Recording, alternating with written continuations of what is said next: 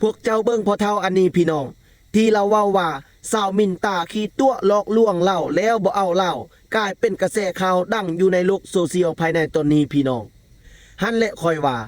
เท่าแล้วบ่ฮู้อยู่ดีซอกมักตีเด็กน้อยเอาผู้นั้นก็ปะเอาผู้นี้ก็ว่างตัวเองหักตันหาพาโลก็ได้จำเป็นเนาะพี่น้องเนาะ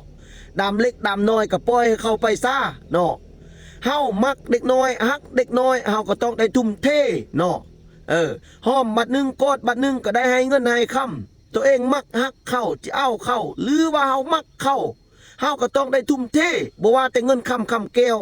เขาอยากได้โทรศัพท์มือถือก็ซื้อให้เขาอยากได้ซอยอยากได้แว่นก็ซื้อให้แนวเฮามักเฮาฮักเข้าก็เจ็ดนะได้จิโทษเขาก็บ่ได้เขาเป็นอายุเด็กน้อย15 16 17 18ปีกำลังฮิตลิ้นกำลังฮิตกินกำลังอยากได้กำลังอยากไปกำลังอยากลิ้นกำลังอยากม่วนเฮาก็ต้องได้อดทนเฮาก็ต้องได้ทุ่มเทเฮามักฮักเด็กน้อยเอาเจ็ดนะได้ฮีเด็กน้อยก็จังว่าฮีเด็กน้อยเฮาก็ต้องได้ทุ่มเทเฮาก็ต้องได้อดทนเฮาก็ต้องได้มักได้ฮักได้ห้องได้อดเอาเนาะ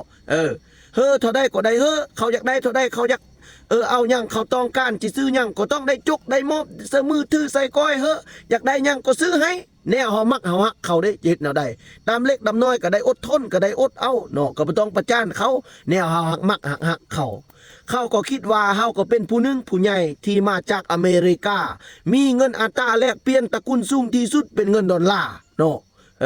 เขาก็ว่าเฮาผู้นึงเนาะเป็นเฒ่าแก่ใหญ่เนาะอยากได้หยังเขาก็อยากซื้อโอ้บัดนี้เนาะเฮาเป็นคนมีเงินผู้นึงเฮามักเด็กน้อยเฮาฮักเด็กน้อยเฮามักผู้สาวเบิ่งแต่อายุเฮากับอายุเขามันต่างกันเป็น40-50 ปีป้านนั้นเฮาก็ต้องได้ซื้อให้เขาอยากได้หยังก็บ่ต้องขัดใจเขาแน่เฮามักเขาคันบ่มักแล้วก็บ่ล้มเขาเนาะคันบ่มักก็บ่ล้มคันบ่มักก็บ่เว้าคันบ่มักก็บ่ว่าอีหยังก็บ่ให้อีหยังก็บ่เอาล้มก็บ่ล้มเนาะคันเฮาบ่มักบ่ฮักก็ย้อนเฮามักเฮาฮักก็ย้อนเฮาจริงใจก็ย้อนเฮาอยากหวังได้หวังดีของเขานั่นแหละว่าความมืด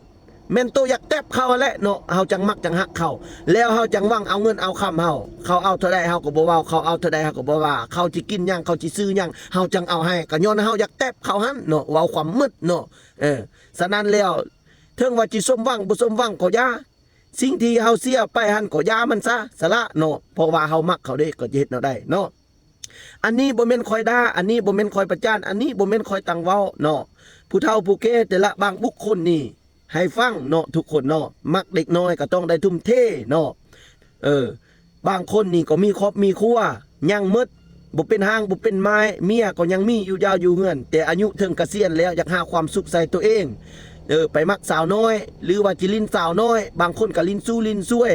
บางคนรวยแล้วก็ไปซอกหาความสุขของตัวเองเนาะเงินคำมีหลายไว้ใส่กระบูเนี่ยไว้เนาะซอกหาความสุขใส่ตัวเองแต่ว่าซอกให้มันเป็นสิ่งดำเล็กดำน้อยที่ว่าทุ่มเทไปให้เข้าแล้วก็บ่ต้องประจานเข้าเว้าแนวม่วนเว้าแนวดีเนาะถึงว่ามีบ่มีก็ยาเข้าเนาะเอาเท่าใดก็บ่เว้าแนวตัวเองมักฮักเขาแล้วตัวเองวางแตบเขาแล้วเนาะก็จะเฮ็ดแนวใดก็จำเป็นเนาะทุกคนก็ได้โซเชียลคันเส้นก็อย่าลิ้นคันเส้นก็อย่าล้มเข้าเนาะ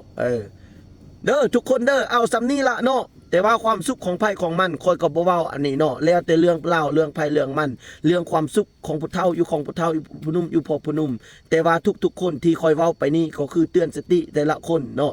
ตัวเองมักฮักเขาแล้วเนาะเรื่องจะเอาบ่เอานั่นบ่เกี่ยวบ่ฮู้นั่นเนาะสมหวังบ่สมหวังก็บ่ฮู้สิ่งที่ว่าเฮามักเฮาฮักเขาแล้วนะเฮาต้องได้ทุ่มเทหน่อยนึงเขาอยากได้หยังเฮาก็ต้องซื้อให้ตามใจเขาจะเอามือถือโทรศัพท์หรือว่าจะเอาซอยเอาแว่นบ่เขาอยากได้หยังเฮาก็ต้องซื้อให้เพราะว่าเฮาเป็นเฒ่าแก่ใหญ่มีเงินมีคำแล้วมักสาวน้อยเฮาต้องได้เอาใจคิดแต่เท่านั้นซะจบเนาะทุกคนเนาะเอาซ้ำนี้ละคลิปนี้เนาะทุกคนแล้วก็อย่าลืมอย่าพลาดทุกคนถ้าผู้ใดเป็นตังส่งขึ้นความดันไขมันหัวใจไขมันลดเลือดกินสินงัวสินควายบ่ได้เจ็บง่วงวินหัวเจ็บงอนจองใส่คิ้วมึนซาไปตามบาลายไปตามตีนตามมือปลายตีนปลายมือเนาะปวดหักหลักลื่นนอนบ่อยากหลับดีหายใจเมื่อยหายใจบ่อิ่มยาเฮารักษาได้ 100% ทง1 เป็ด 10,000 กีบต่างแขวงมีเก็บไปทางทั่วประเทศเอาไปกิน